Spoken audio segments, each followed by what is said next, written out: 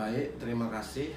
Pertama perlu saya jelaskan bahwa pada tanggal 8 Januari yang lalu Kementerian Kesehatan telah mengirimkan surat mengenai tentang distribusi vaksin dan pelaksanaan vaksinasi COVID-19 ini yang tertuju kepada Kepala Dinas Kesehatan Provinsi yang telah kami terima atau telah diteruskan oleh Dinas Provinsi ke seluruh dinas kabupaten termasuk Dinas Kesehatan Kabupaten Pesisir Barat.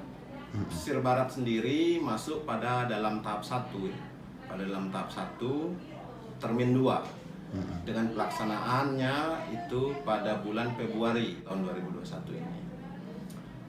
Kemudian rencana jumlah vaksin yang akan didistribusikan di Kabupaten Pesisir Barat sebanyak 1.440 vaksin ya, dengan sasaran tenaga kesehatan yang berjumlah 699 orang dan 10 pejabat publik. 10 pejabat publik di tahap 1 ini langsung dikirimkan 2 dosis, jumlahnya 1.440 dosis. Setelah ini tentu vaksinasi ini akan terus dilanjutkan ya setelah tenaga kesehatan ini pada tahap 2 nanti ya, kemungkinan dengan range Januari sampai April ini mungkin nanti akan dilanjutkan dengan petugas pelayanan publik ya, TNI, Polri, kemudian juga aparat hukum ya, dan pelayanan publik lainnya ya, misalnya di bandara, di terminal dan sebagainya. Kemudian dilanjut lagi dengan tahap 3. Tahap 3 ini adalah masyarakat ya, masyarakat yang umumnya rentan. Dan perlu saya jelaskan bahwa semua yang dapat vaksinasi ini berusia di antara 18 sampai di bawah 60 tahun ya, sampai 59 tahun. Kenapa? Ya karena memang vaksinasi ini diuji klinis pada usia 18 sampai 59 itu. Yang di bawah ataupun di atas itu belum mendapatkan rekomendasi untuk mendapatkan vaksin ini. Itu ya, kita masih menunggu petunjuk ya, dari Kementerian Kesehatan. Ya, yang jelas untuk tahap awal ini kita Pesisir Barat mendapat 1.440 dosis. Ya. Dinas Kesehatan sendiri, Dinas Kesehatan Pesisir Barat ini telah mempersiapkan cold chain ya. Cold chain untuk vaksinasi ini adalah suhu yang di bawah 2 sampai 8 derajat ya. Jadi perlu betul-betul penanganannya perlu safety ya, cold chain-nya ini, dikarenakan di luar dari suhu tersebut kita khawatirkan vaksinnya rusak ya. Dan untuk tenaga vaksinatornya sendiri ini sudah kita laksanakan pelatihan ya, melalui Balai Besar Pelatihan Ciloto Kementerian Kesehatan.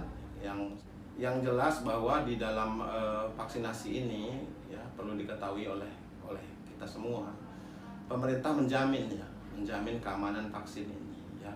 Kemarin melalui BPOM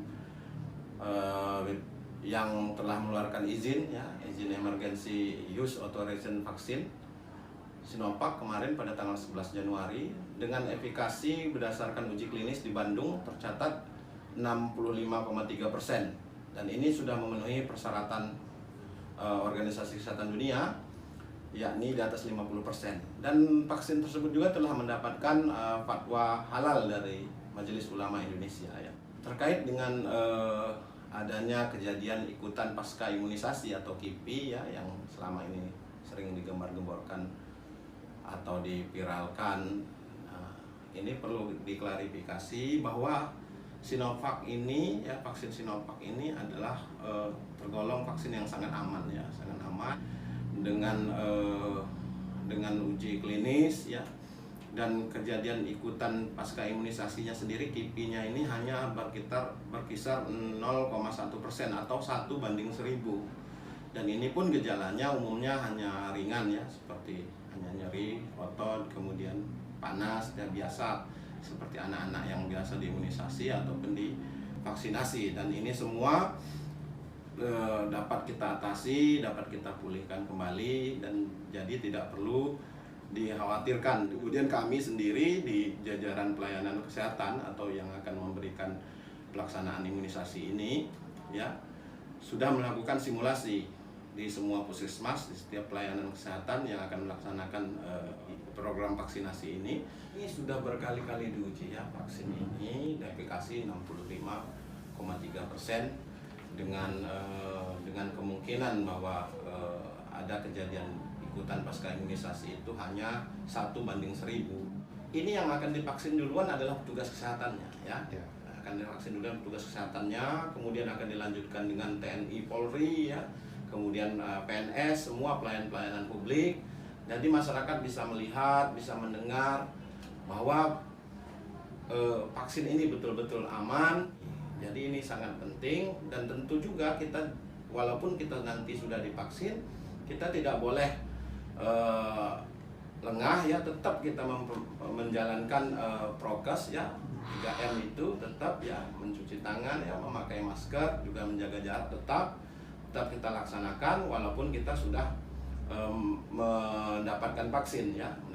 Masyarakat tidak perlu berkhawatir dan tidak perlu percaya isu yang menyesatkan ya. Walaupun ada yang tidak mengerti, silahkan ditanyakan pada instansi yang menangani ini. Dalam hal ini kami di Dinas Kesehatan ataupun di tempat pelayanan kesehatan seperti puskesmas maupun rumah sakit. Dan kita bersama-sama juga untuk mensukseskan program vaksinasi ini yang tujuannya adalah untuk kesehatan kita semua.